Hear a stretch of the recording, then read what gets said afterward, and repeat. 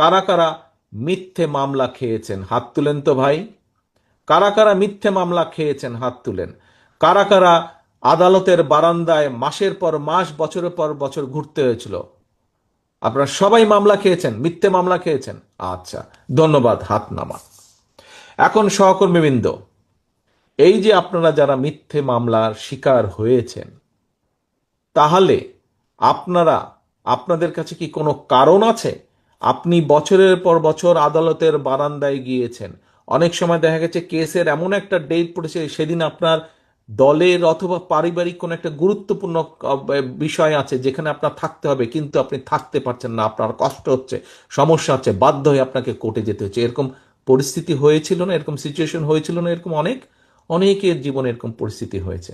তাহলে সহকর্মীবৃন্দ, আপনি যদি দেখেন আপনার পাশে একজন, আপনার কোনো সহকর্মী বা অন্য কোনো মানুষ এমন কোনো কাজ করছে যেটি আপনার দলকে ক্ষতিগ্রস্ত করবে, সর্বোপরি আপনাকে ক্ষতিগ্রস্ত করবে, আপনার উপরে মানুষের আস্থা নষ্ট হয়ে যাবে, বিশ্বাস নষ্ট হবে, কারণ মানুষ জানে আপনি বিএনপির কর্মী। অন্য একটা লোক, আপনার অন্য কোনো সহকর্মী এমন একটা কাজ করবে যেই কাজে মানুষের আস্থা আপনার উপর নষ্ট হবে, আপনি কি সেটি করতে দিতে পারেন? সেটি কি করতে দেওয়া উচিত হবে? সেটি কি কারো করতে, না, উচিত হবে না। যদি সেটি হয়, তাহলে কেন আমাদের এত লক্ষ লক্ষ নেতাকর্মী এই অত্যাচার নির্যাতনের শিকার হলো? কেন আমাদের হাজারো নেতাকর্মী খুনের শিকার হলো? তাহলে তাদের আত্মদান্ত কি বৃথা যাবে না আজ? আমরা যদি এইসব অ্যালাউ করি কাউকে, যে যাতে দলের ক্ষতি হবে, তাহলে কেন আমরা অ্যালাউ করব?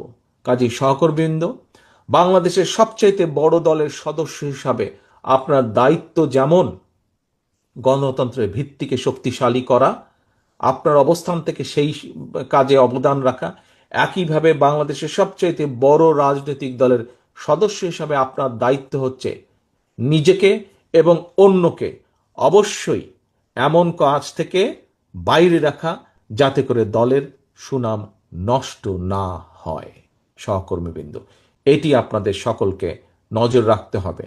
এই দায়িত্ব আজকে আমি, এই পবিত্র দায়িত্ব আপনাদের এখানে উপস্থিত প্রত্যেকটি সহকর্মীকে আজকে এটা দিয়ে যাই, দায়িত্ব দিয়ে এখান থেকে যেতে চাই। এই দায়িত্ব আপনার, আমাদের সকলের, আপনার আমার আমাদের সকলের এই দায়িত্ব। দলের সুনামকে যে কোনো মূল্যে আমাদেরকে দলের সুনামকে ধরে রাখতে হবে। যারা সুনাম নষ্ট করে তাদেরকে কোনো রকম প্রশ্রয় দেওয়া যাবে না।